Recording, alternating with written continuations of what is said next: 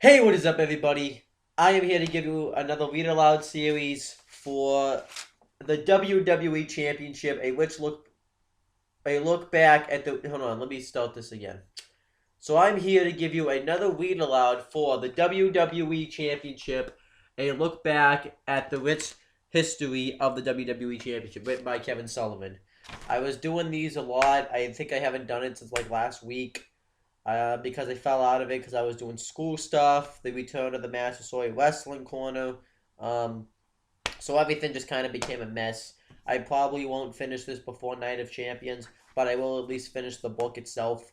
Um, Maybe I will finish it before Night of Champions. I'll try. I have a lot of homework and stuff now, so it's gonna be tough to sit down and do this. Um, I didn't mean for this to happen. It just happened. So yeah. So let me do all the plugs. Let me get all of that out of the way before we start. Before I start reading, I don't even know what chapter I'm on. Not gonna lie. Well, I don't know the name of it. So, you can check out my non-wrestling channel up here, the Owen the Talkinator channel, where I talk about non-wrestling things. I posted a video there Sunday if you want to check it out. You can check down below to my CM Brothers channel where I talk about both wrestling and non-wrestling things. I'm gonna try to upload a video on that channel at sometime soon. Um, and my friend James the Heatman Hebert well, actually, there's one more thing you can check before I say that. My friend James the Heatman Hebert, me, and my friend Ori host the Massasoit Wrestling Corner playlist. You can check that out right there. We talk about wrestling. We talk about all the weekly shows. We're gonna be posting a video there this Friday, and that should be a lot of fun there. And then over here, and then James Hebert hosts two YouTube channels. Over here is this James Hebert channel where he makes custom Titantrons of professional wrestlers and does voiceovers for music. So that's a channel worth checking out. And somewhere on this video, you can check out his Wayne Youth Wrestling channel where he's holding a 32-man tournament for the WIW championship. This is to crown the first one ever, and I'm one of those people in that tournament. I'm going to win the whole thing and become the brand new first ever WIW champion. And you can click down below to subscribe there. And somewhere on this video too, I'll also put the playlist for these Read Aloud series because I'm not reading chapter by chapter in each video. I'm reading separate chapters. So if you don't know what's going on, you have to click the playlist and watch me read the other chapters out loud. So check that out as well. So now that I've plugged all the other stuff, let me start reading this book. Let me get the to the chapter.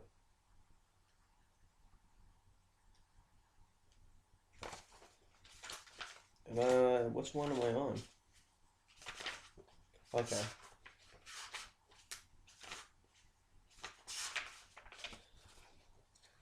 I'm on chapter 6, All-American Boy.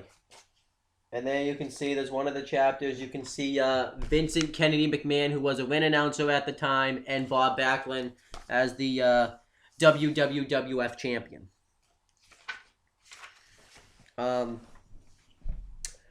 Unlike superstar Billy Graham, Bob Backlund wasn't about running his mouth or arrogantly flaunting his title. Instead, the Minnesota native was more of a silent assassin. At first, wrestling fans found it difficult to switch gears to a more vanilla brand of a champion. But in time, they found it hard not to appreciate his in-ring athletic prowess and boy next door good looks. Because I guess he was like the young WWF champion. That's what they wanted as a champion. Backlund's first test as champion came mere days after defeating Graham. Sorry, hold on.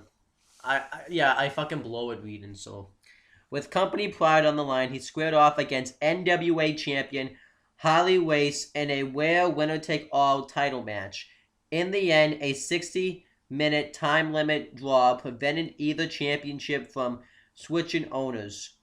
Over the next few years, Backlund covenantly represented WWE several mere times, battling other outside champions such as Nick Bockwinkel, who wrestled for AWA, which stands for American Wrestling Association, I believe, and Ric Flair, who wrestled for NWA.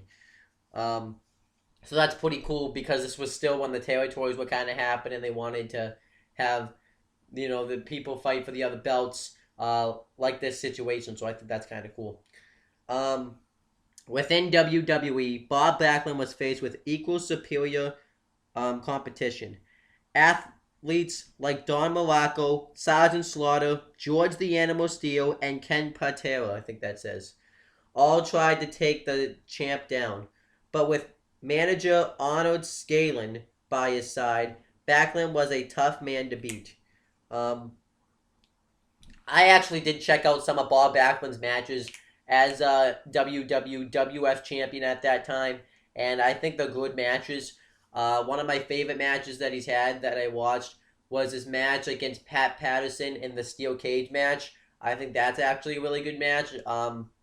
And I think I like that match. But there's other matches I've liked that he's had, and he just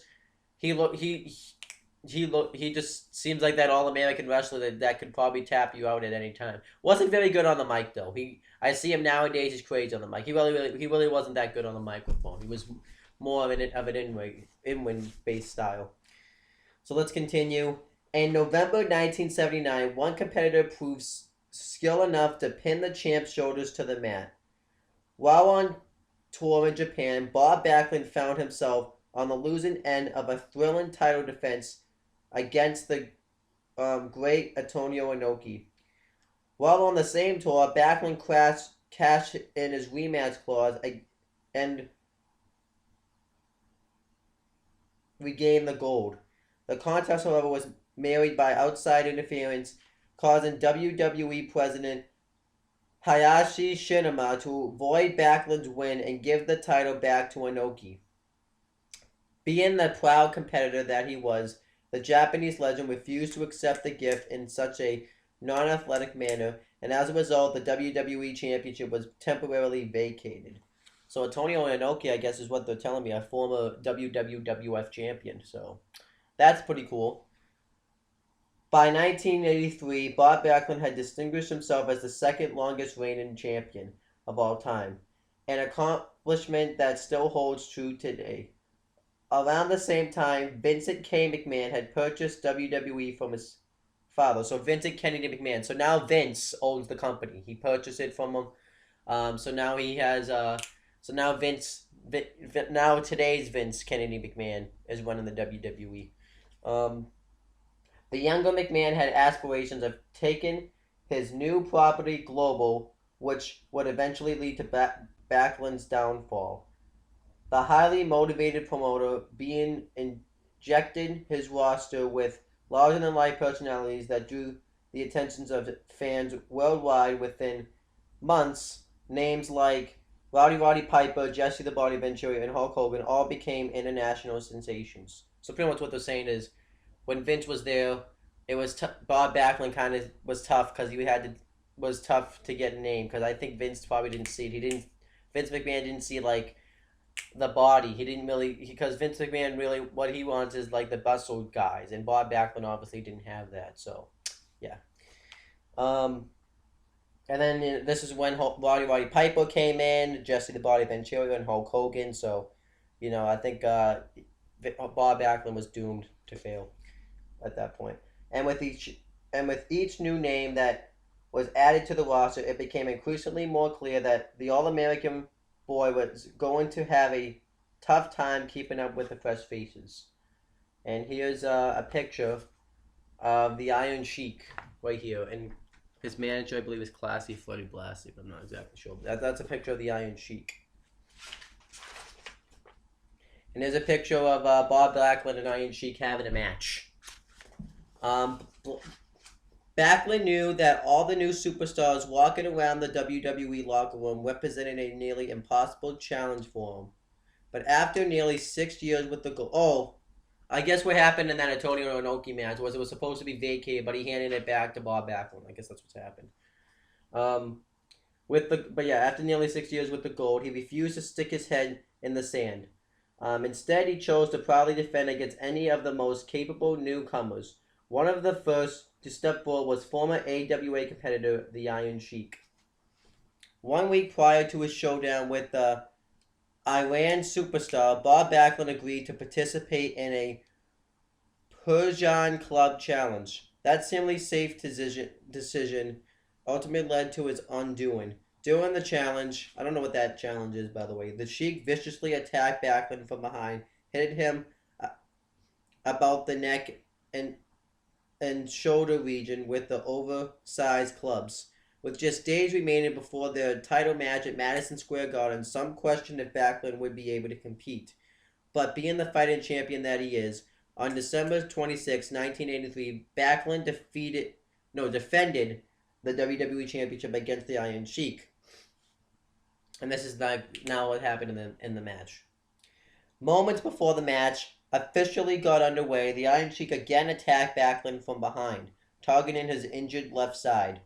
The assault gave the challenger an advantage he never relinquished. For the next 10 minutes, Sheik shouted, "I win #1," while systematically attacking Backlund's injury. Finally, the challenger attempted to put the champ out of his misery by applying his patented camel clutch. And this is then what happened. Bob Backlund refused to quit despite the excruciating havoc being wreaked on his neck and back. The champ screamed out in pain while the Iron Sheik responded with more and more pressure. Realizing his man was risking permanent injury, manager Arnold Scaling made the difficult decision to throw the towel into the ring, signifying the end of the match as well as Bob Backlund's nearly 6-year WWE reign. And that's actually pretty cool because this made Iron Sheik look like a big heel, and this is when he was going into his Iraq gimmick, when he liked Iraq, and I think that was cool. And I really liked this stuff here. And this made him look like a heel because he attacked him before the match and everybody hated him. And Bob Backlund was that all-American good guy wrestler that everybody liked, and he just beat him for it. So this is next in the next paragraph. It was a big pleasure to me because I was the first Middle Eastern I don't know how to say that, to win the championship. Boast the Iron Sheik more than 25 years later. I came from Tehran, Iran to America and became champion. That was the biggest honor for me, as well as for all my country people and all my wrestling fans in America. So I think that's pretty cool for him because he came from Iran to become champion, and that was pretty cool. The proud Sheik carried his title into 1984 when he successfully defended against Chief Jay Strongbow and Tito Santana. But before his reign could gain any more serious traction, he was quickly thrown into a title defense against another former AWA competitor, Hulk Hogan. And that's the end of the chapter. So then you're gonna find out if you're a wrestling fan and you know what happened between the match between the Iron Sheik and Hulk Hogan. Then I don't really need to read that part. But if you want to know what happened, you have to check in on the next video to find out. But that's pretty much it, guys. Talk to you later.